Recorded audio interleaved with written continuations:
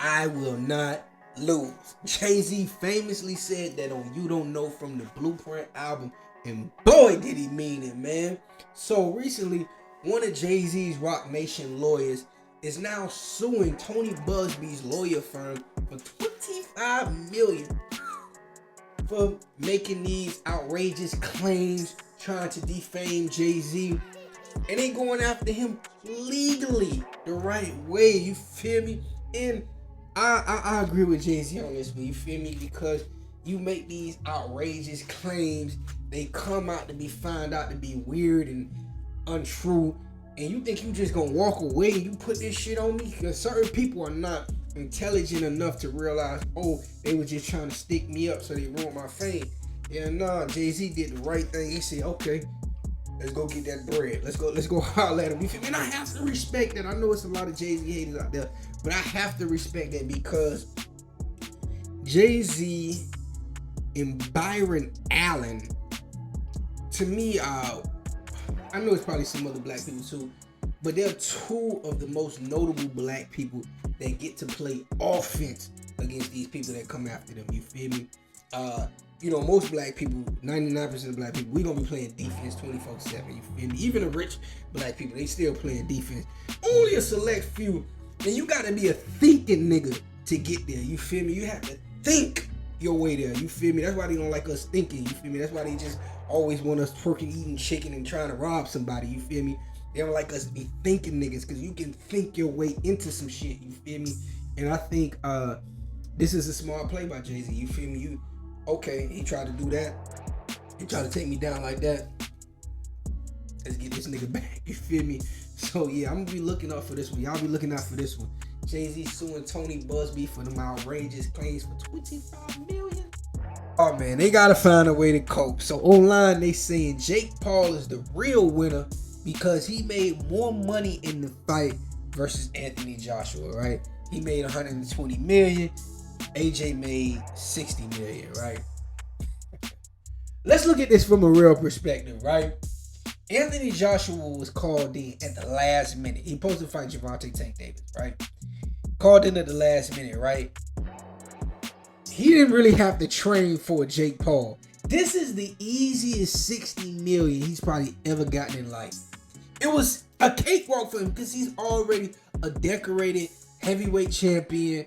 Fought some of the best, you feel me? Even though he should have fought Wilder. Him and Wilder should have fought in their prime. The fact that didn't happen, I feel like they robbed the heavyweight division. We didn't get that fight in their prime. And now if they fight, it'd be like, whatever. I still want to see it a little bit, but I don't kind of because they're out of their prime. But nonetheless, easy $60 million for him as opposed to him have to do a long training camp and all that type of shit. I think Anthony Joshua even admit he hasn't fought in, a year? That's crazy that these heavyweights, they don't fight like that no more. Just thinking about this shit. Whatever. But either way, Anthony Joshua, this is an easy $60 million for him. And he didn't have to train for it. Okay, so your man Jake Paul recreated the iconic photo that Floyd Mayweather took after one of his championship fights where he's on a private jet counting all his money, right? And Jake Paul did the same thing, right? And I think this picture was very important what Jake Paul took because it exposes America for what it truly is. Let's really think about this, right? When Floyd took that picture with the money, he's really showing off that he's a prized fighter. Championship fighters, what they call prized fighters. So if you remember, Muhammad Ali took pictures like this. Mike Tyson took pictures like this where they would show off not just their belts, but show off their winnings of their money, right? If you remember the Ali picture, he's in the bank vault with his bread, right? But let's think about Jake Paul for a minute, right? He's making, at this point, some of the same money, sometimes more, than what Floyd was making in fights, right? White guy, right? And it really exposes America for what it is. The black fighter has to be an icon, has to be undefeated, has to be great, has to be one of the greatest. You have to be Floyd Mayweather, Mike Tyson, Terrence Crawford, you know what I'm saying?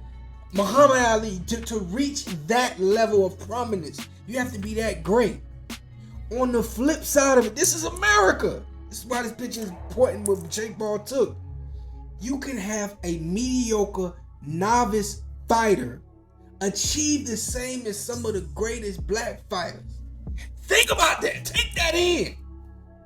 Take that in for a second. Jake Paul is no master of boxing.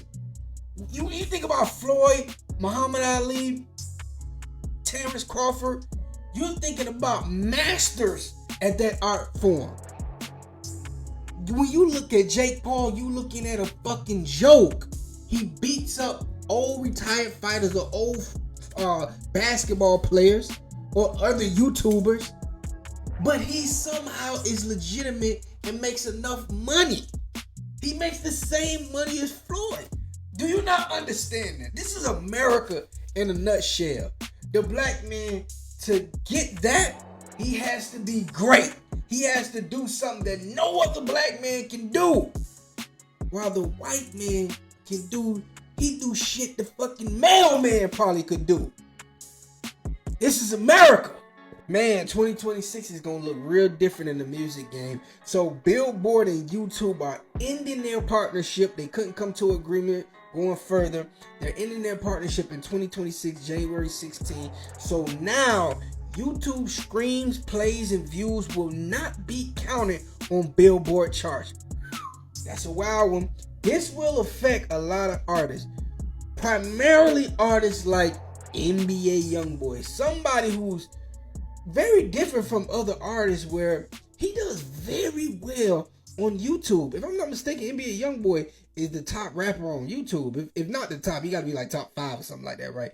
Like NBA YoungBoy does crazy numbers on YouTube compared to, you know, other rappers, you feel me, that they may do better on streaming platforms than they do on YouTube. NBA YoungBoy is in a unique position where he does extremely well on YouTube, right? So this is gonna change the landscape of how music is gonna be sold. You know what I'm saying? A lot of artists that we think are selling, if them numbers was doing good on YouTube, it's not gonna look the same no more. You know what I'm saying? And as the game changes, as so many things are changing, the way they count Billboard, this is gonna affect. They just changed the number of sales for Billboard, which I think this is probably why. I think it went from like 16,000 to like 8,000 or something. Y'all can check that one out. They reduced the numbers. I do know that. That's all I know. They reduced the numbers of how many streams equal an album sale. So the game is finna change totally in 2026 because they need to recalculate what they're going to be missing in YouTube, right? They have to bring that back because, you know, if NBA YoungBoy was going platinum mainly off of YouTube and you take YouTube away, he's going to have records that people are familiar with and they love, but it's not going to be a platinum song. So that's going to make Billboard look a certain way. And it shows you when NBA YoungBoy does these tours and these kids know his songs word for word, and it may not be on Billboard. You see that? It may not be on Billboard, but they know it from YouTube. So it's an interesting one. So we got to see how this one go forward. But Billboard and YouTube are done.